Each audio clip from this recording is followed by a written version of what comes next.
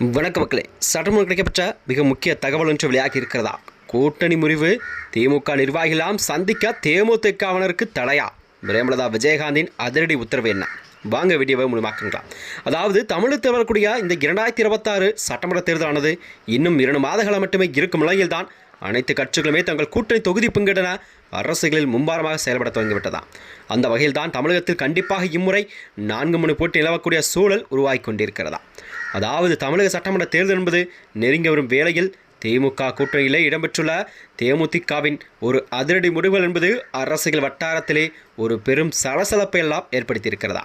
குறிப்பாக சொல்லப்போனால் தேமுதிகவின் பொதுச்செயலாளர் பிரேமலதா விஜயகாந்த் அவர்கள் தனது கட்சி நிர்வாகிகளுக்கு பிறப்பித்துள்ள ஒரு வாய்மொழி உத்தரவு என்னவென்றால், தற்போதைய ஹாட் டாபிக் ஆக மாறியுள்ளது. திமுகவில் உள்ளிட்ட கூட்டணி கட்சிகளின் நிர்வாகிகளை தேமுதிகவினர் யாரும் தனியாக சந்திக்க கூடாது என அவர் ஒரு தடை ஒன்றை விதித்திருக்கிறாரா. அது என்னவென்றால், கூட்டணியில் விரிசல் ஏற்பட்டுள்ளதோ என்ற கேள்வியெல்லாம் தகவலின்படி எழுந்திருக்கிறதா.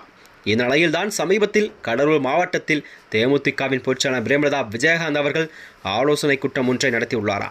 இந்த தனிப்பட்ட சந்திப்பின் முடிவிலே இத்தகைய கட்டுப்பாடுகள் விதிக்கப்பட்டதாக தெரிகிறதாம். இதனைத் தொடர்ந்துதான் தொகுதி பங்கீடு மற்றும் தேர்தல் வியூகங்களை குறித்த ரகசியங்கள் கசிவதை தவிர்க்கவும் கட்சி நிர்வாகிகளின் உறுதியை பரிசோதிக்கவும் இந்த நடவடிக்கை அவர் எடுத்திருப்பதென்று அரசியல் வட்டாரங்கள்லாம் தெரிவிக்கிறதா.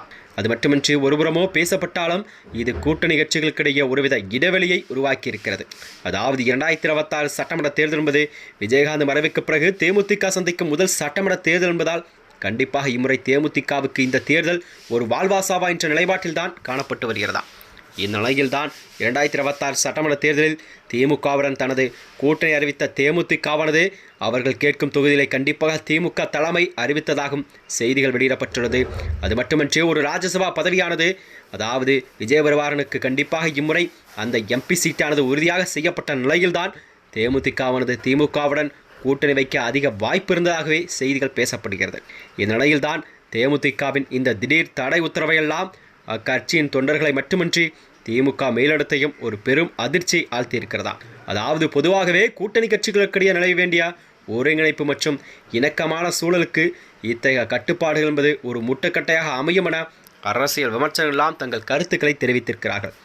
இந்நிலையில்தான் பிரேமலதா விஜயகாந்த் அவர்கள் போட்ட இந்த அதிரடி உத்தரவானது தேமுதிகவின் தொண்டர்களிடையே ஒரு பெரும் சலசலப்பை எல்லாம் ஏற்படுத்தியிருக்கிறதா.